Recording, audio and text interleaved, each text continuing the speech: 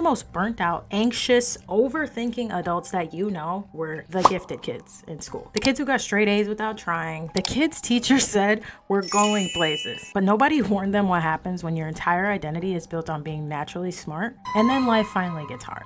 For many people, being called gifted wasn't always a blessing. It actually became a curse. Being called gifted as a kid sounds like a compliment, and at first it is. Teachers praise you, adults brag about you. People assume you're destined for greatness before you even know who you are. And when you're young, that attention feels good. But what nobody talks about is how dangerous it can be when a child starts believing that their value comes from being naturally smart. Because eventually life stops rewarding potential and it starts rewarding consistency, discipline, emotional resilience, failure recovery, and a lot of gifted kids were never taught those things. You see, school rewards a very specific type of intelligence. Memorization, test taking, following instructions, finishing assignments quickly. Real life rewards adaptability, communication, emotional control, persistence, and those are completely different skills. There are people who barely passed school, but built incredible lives because they learned discipline, confidence, networking, creativity, and resilience. Meanwhile, some gifted kids hit adulthood and suddenly realize, wait, why is it so hard now? Because school made us believe intelligence alone would carry us. And honestly, for a while it did. A lot of gifted kids never had to study, never had to struggle, never had to fail publicly. So when adulthood finally introduced difficulty, it felt like their entire identity collapsed. One thing nobody tells you about gifted kids is that a lot of them grew up to be perfectionists. Because when people constantly praise you for being smart, you start associating mistakes with losing your value. So instead of trying and failing, they avoid trying altogether. That's why so many gifted kids struggle with procrastination. Not because they're lazy, but because failure feels personal. If you spent your entire childhood being the smart one, struggling at something suddenly feels humiliating. So you quit things early, you overthink everything, you wait until you feel ready, and the years just pass. The problem with labeling children as gifted is that it becomes an identity instead of a trait. Nobody says, you worked hard. They say, you're so smart. And that changes everything because hardworking people believe they can improve. But gifted kids often grow up believing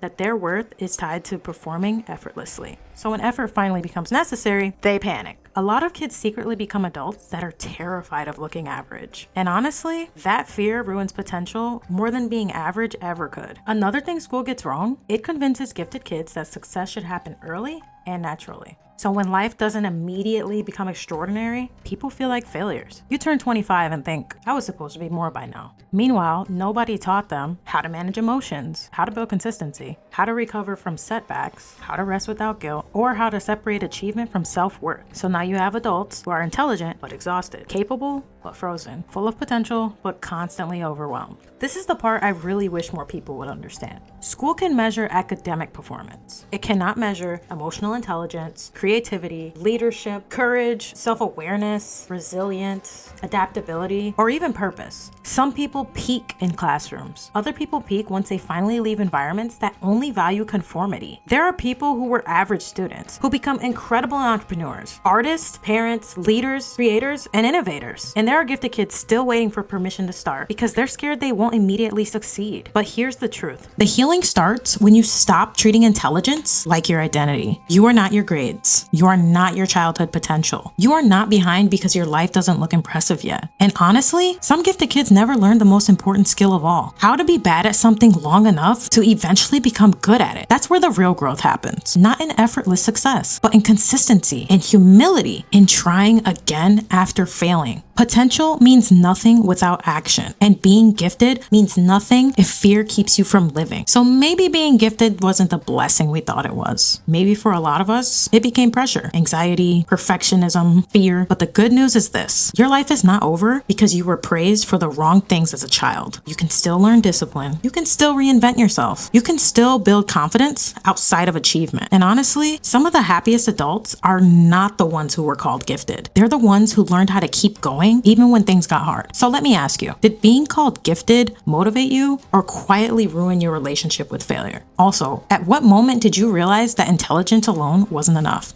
Thanks for watching.